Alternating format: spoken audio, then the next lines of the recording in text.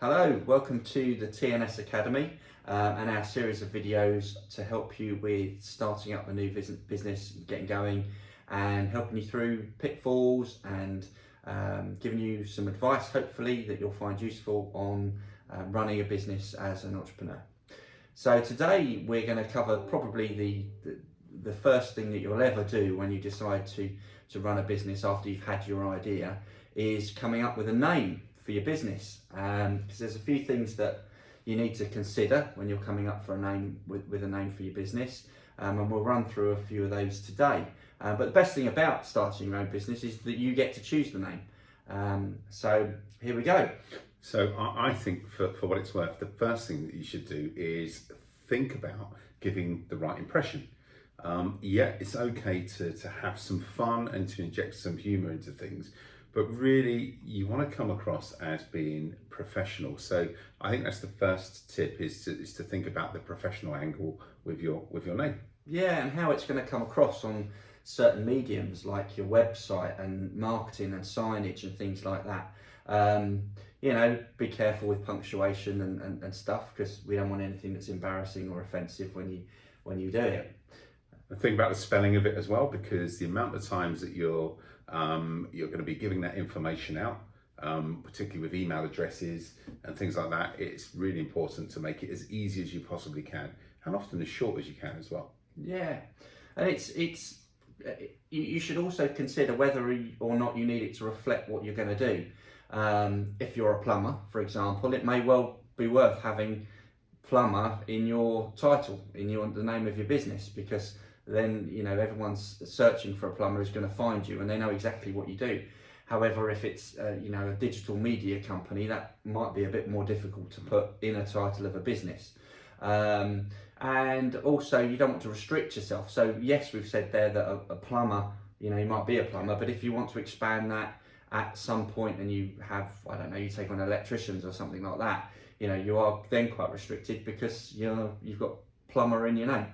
That's true, but when we think of the Pimlico plumbers example, that is the nature of the business. They started off just in Pimlico, but now I think they can pretty much cover nationwide, and it hasn't really restricted them as such. And I think that they offer an electrician service, a boiler repair service, lots of different things that are under that one umbrella, but still Pimlico plumbers.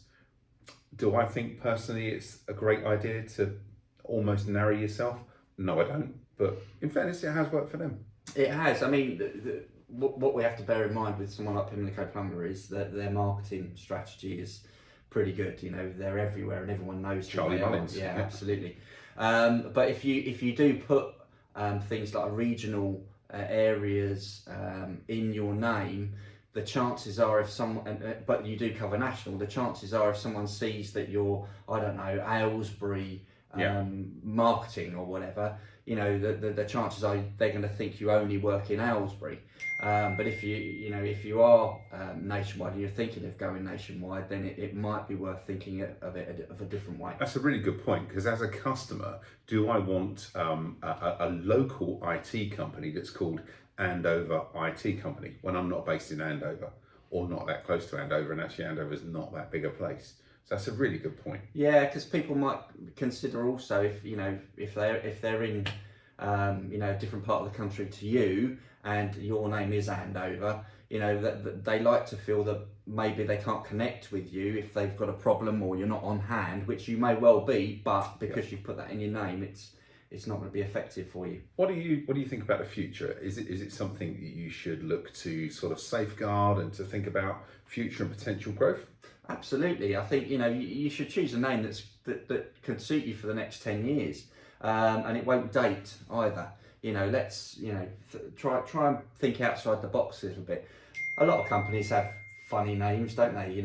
Florist Gump or something like that. Which I saw one recently, sell fridges.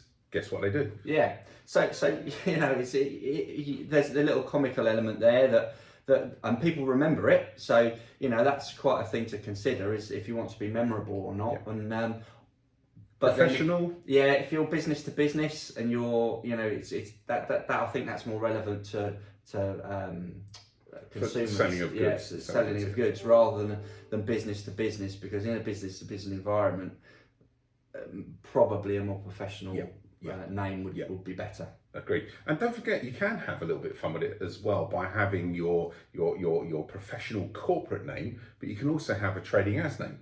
Yeah, you can, absolutely. And often that works really, really well for people. Yeah, and it might mean that you've got SPV, special purpose vehicles, under your company umbrella, which then you can.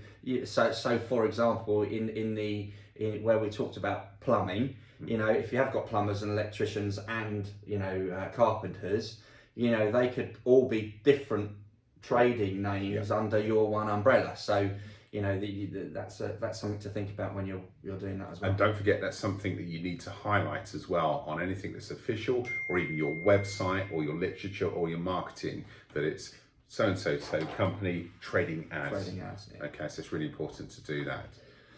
Overseas. Yeah. Should you think about overseas? Yeah, absolutely. If you're gonna trade overseas, or there may be the potential of you trading overseas, you might want to think about your name and make sure your name isn't offensive in another country. Because that could be quite embarrassing. So you don't want to shut your market off straight away before you start just because of your name. If you think of some of the things that the differences between here and the United States, for example, you could get in quite a bit of trouble with calling certain things names that are local to us, but actually abroad have a completely different meaning. Yeah, and if you're going to have anything in your logo, sort of a thumbs up sign, for example, that actually is offensive in other countries. Yeah. So just because it works here doesn't mean it's going to work abroad. So I'd think about that as well. Yeah. So you've got your big idea, you've got your company name. What do you need to do next? I assume you need to check it. Well, yeah, absolutely. I think you need to go on to Companies House and do a web checker. There's plenty of areas, companies out there that you can check whether company names are available. And domain names as well. And check for your website. Really important for your website. Yeah. So have a look around and make sure it fits and it's available to you as well. I know when I set up a business a number of years ago, that was one of the things that actually I had a really good idea for a name. But then when I looked for the domain names to see if we could use it, already taken. So other than buying those domain names, which would have cost me an absolute fortune, and we didn't have that money in the early stages, we changed. And we did something completely different. Yeah. And you also do hear of companies that I know of a number that have started trading, sent out all their literature and their marketing, and have been forced to then change their trading name because somebody else has already got it and they've not done their due diligence. Well, that's right. The last thing you want to be embroiled in is a copyright lawsuit. So make sure that it's available to you and you're not going to get in any trouble later on down the line. We've talked about in another video about different types of businesses that you can choose. And they will be relevant to your company name as well. I mean, if you're going to be a sole trader, for example, you can have your own name. So Matthew Jones Plumbing. Yeah. Even if there is another Matthew Jones Plumbing. As your own as your business name, absolutely. But do you?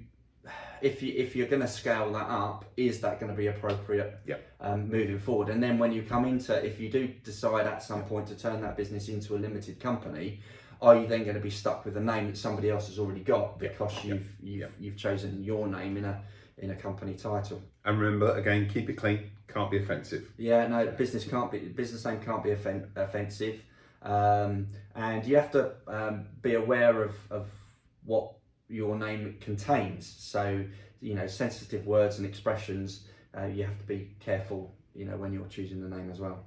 Yep. Okay.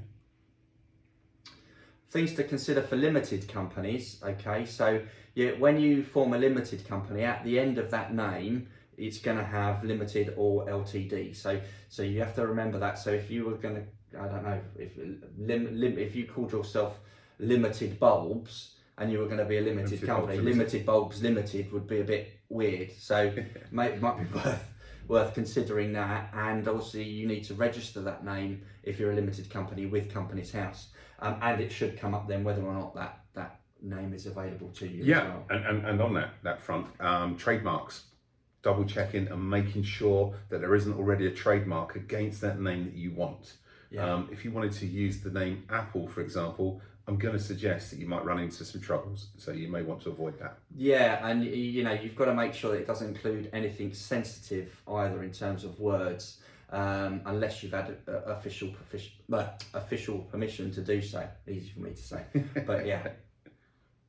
Okay, is there anything else you think we could impart some knowledge and some wisdom on? Yeah, I think you've got to remember, it's not just choosing a name. Your business name now is your identity. So, you must display your business name on your letterheads when you're dealing with customers and suppliers and people like that. And, include it on your emails and your bills and, invoices and your website and things like that, so that it's readily available to everything. Especially if you're a limited company, also it's a good idea to include your company number on there too. Yeah, absolutely. Okay. Yeah, I think that's probably everything that we need to cover on choosing a business name.